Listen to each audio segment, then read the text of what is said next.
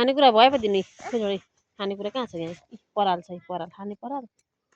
ए पराल खाने पैसा पो माग्दैछ पैसा दिएन अरे कसले दिन्छ पैसा मलाई चाहिँ कसले कमाएर दिएको छ पैसा मलाई कसले पैसा कमाएर दिएको छ मलाई तिमीले दिएको छौ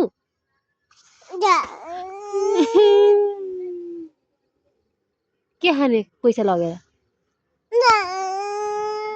के खाने